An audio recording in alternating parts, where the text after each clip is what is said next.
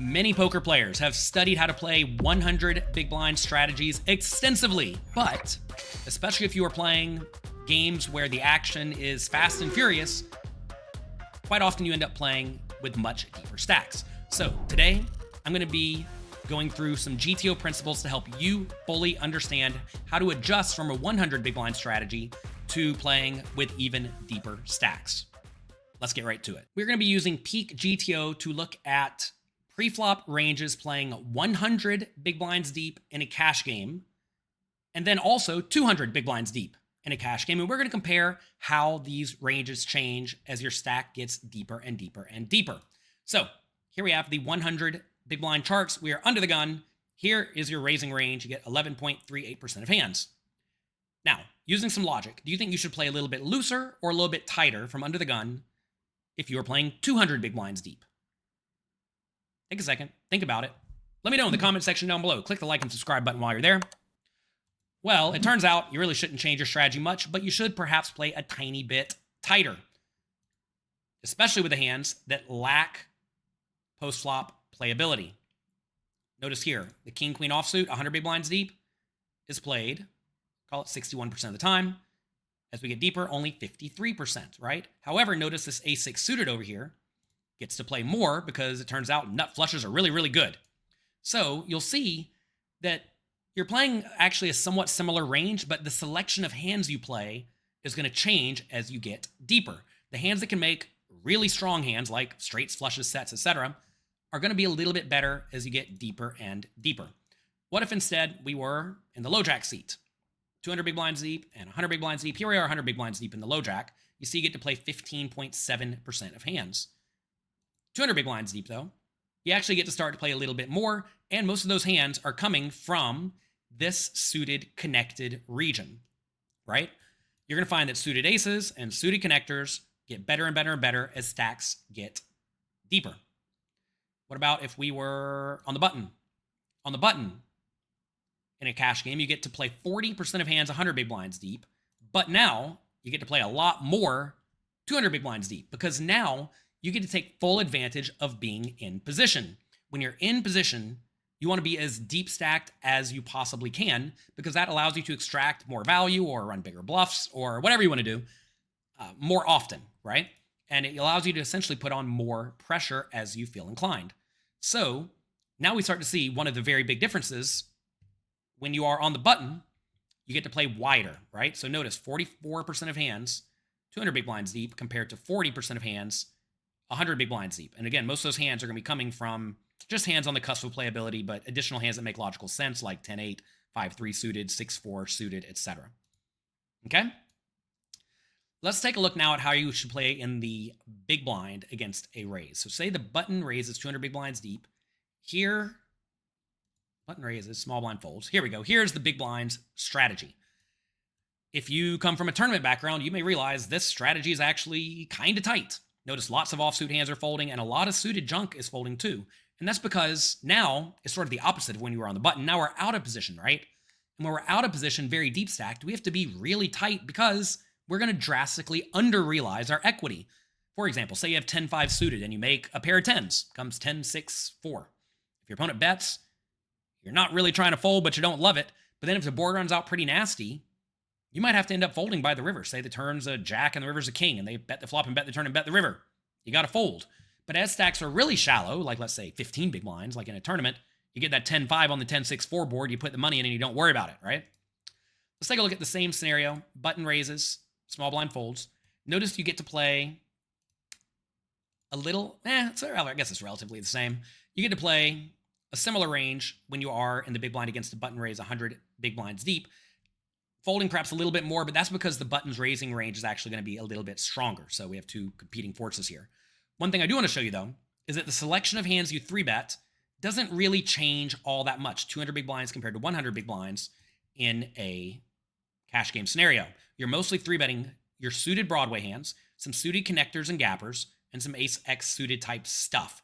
But you're really not 3-betting a whole lot of offsuit hands, right? Notice really king, queen, ace, jack, ace, queen, and ace, king, plus a few blockers like ace-5, king, 10, jack, 10, and 10-9 are opting to 3-bet. And that's going to generally hold true, although as you get deeper, you're going to sort of skew those 3-bets towards suited hands. Okay, so notice 100 big blinds deep, you get to get in there with a few of these offsuit hands. 200 big blinds deep, you do not. You more so lean into the suited connected type stuff from the big blind. What about from the small blind? Say the button raises, you're in the small blind. Notice now you are almost entirely 3-betting or folding 100 big blinds deep with a few calls mixed in. 200 big blinds deep, is it going to change? Yes. You get to call a little bit more. Not a lot more. It's only 6.7% versus 4.9%. But you do opt to call a little bit more, and you opt to 3-bet a little bit less when we are in the small blind. But again, the same selection of hands persist. Okay, let's take a look at one more thing. I want to take a look at what happens when the Lowjack raises and we're in the hijack seat 100 big blinds deep.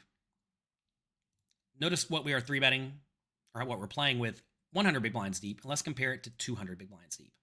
So notice we're folding about the same percentage, about 90% in both scenarios, but we're calling a little bit less when we are deeper stacked. Essentially, we get to lean in and apply a little bit more aggression as we get deeper, and we're going to be in position against the initial raiser. Okay? The selection of hands is somewhat similar, but we're 3-betting slightly more as stacks get deeper. Let's take a look at now cutoff raises, and we're on the button. 100 big blinds deep, and compare it to 200 big blinds deep. You see now, relatively similar fold position, but we are calling a little bit less when we are deeper stacked, because again, we just want to be able to build the pot, control the action, and apply a lot of aggression when we are in position and deep stacked. That's going to allow us to put our opponents in a nasty spot, and very importantly, it's going to allow us to get all the money in when we feel inclined. It's not going to be all the time, but when you're playing very deep stacked and you make a really good hand, you need to be able to make the pot big. Also notice, we are using what is a bit more of a mixed strategy when we are 3-betting on the button. Notice pretty much every hand we play is mixing between 3-bets and calls, which is rather interesting to see 200 big blinds deep, because board coverage becomes more important in general as stacks get deeper and deeper. You see this happening in tournaments a lot, where 15 big blinds deep, low-suited connectors aren't even playable, really. But 100 big blinds deep, they're great, because you want to be able to have the nuts on all sorts of runouts. So you see, you're generally more polarized 3-betting in position when you are 100 big blinds deep, and I wouldn't necessarily call this linear, but you're 3-betting all hands some portion of the time, with, you know, the higher value hands and the logical polarized hands being used slightly more often than the others. But this is important, right? You're 3-betting a lot in position when deep stacked. Don't think you're supposed to call more and just try to flop the nuts more with the Jack 5 suited or the Queen 8 offsuit. That is not how you want to play in these spots. So what I want to do now is I want to go through and train these scenarios. And you can go through on PeakGTO and set up all sorts of situations, whatever you see fit. Let's do preflop, though. When we want to do 8-handed, I want to be on the button. Let's train a spot we didn't even study. We'll take a look at it as soon as we get there. We want to be in a cash game. I want to be against a Lowjack raise on the button, 200 big blinds deep versus a raise first in. And I'm going to filter out all of the bad hands because we're obviously not going to play those. We'll leave in some of them that may be close. Okay? Click start. Here we go. King 2 suited. Lowjack raises. We have King 2 suited. We will fold that every time. Just to give you a quick refresher on the range we are going to be using in the spot, click right here, and it will pull up that chart for you. And this is the strategy we are going to be using. Notice, when the Lowjack raises, we have to be far tighter than when the cutoff raises, because the Lowjack's range should be much stronger. Notice all these offsuit hands that are not playing. Now, if you told me that you think the Lowjack in your game is going to be a little bit too loose, a little bit too splashy, and not good at poker, then sure, you can play wider than this. But you got to realize, if you're playing in a game where there is no ante and a rake taken out of each pot, you got to be kind of tight, because when you call, you just lose 5 or 10% of the pot to the casino, and that is not good for you. All right, pocket fives. Notice in this situation, by the way, we are using the strategy of we are 3-betting and calling every hand some chunk of the time. And look, this is going to be somewhat hard to balance and mix. I totally understand that. If you just want to mix it up and do everything 50-50, unless it's aces, kings, queens, and ace-king suited, that's probably okay. Don't get too bogged down on it. What's really important is which hands are playable and which hands are not. Notice here, pocket fives and fours are already mixing in some folds, right? As you get deeper and deeper, getting set over set is more and more detrimental. Let's see if that's the case when we are playing deeper. You see, those are also mixing, but no 3-bets, right? Small pairs just aren't as good as a lot of people think they are. Jack 10 suited. Let's 3-bet this one, although, again, you can mix it up. If you wanted to use the randomizer over here, you could 3-bet, like say this is an 85.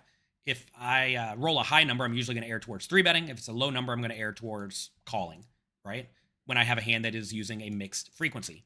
Now, if I think 8s is supposed to 3-bet almost every time, if I roll a really low number, perhaps I won't 3-bet it. But otherwise, I'm going to 3-bet it. And I know queens 3-bets almost every time. Queen 10 offsuit, we just looked at the chart. Nowhere near good enough. So you fold. Pocket 5s, we already know, mix or 3-bet. Let's 3-bet it this time. A small frequency 3-bet. But we knew it was a small frequency 3-bet, so we do it. Queen 7 suited, not quite good enough. And you can go through and use PeakGTO to train over and over and over and over again to the point that these decisions become natural for you, to the point that you don't really have to spend too much time and effort thinking about them and guessing. Ooh, we rolled a 1 down there. You always want to make a point to get good at the very common situations, right? And whenever you're playing preflop, these situations come up all the time, every single hand. So if you mess these up on a regular basis, even if they're small errors, that's going to cost you a ton of money in the long run. And I don't want you to lose a ton of money in the long run. Ace King offsuit, we noticed that was mixing, right? Remember, we just looked at it. This is a spot where I think a lot of people automatically 3-bet the Ace King, but it turns out Ace King offsuit and Ace Queen offsuit really aren't that great when you're playing very deep stack, because they make a hand that's often good that you're not really trying to fold, top pair, top kicker, but if a lot of money goes in, you really don't love it. By the way, if we come over here and take a look at what happens if under the gun raises and we have Ace King, and like all positions, notice it's mostly just calling, right? Ace King offsuit against under the gun, 200 big blinds deep. Okay? So we'll call. 53% call. We rolled a high number, maybe we 3-bet, low number, maybe we call.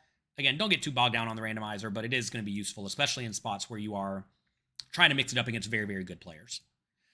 So look, this is what I recommend you do.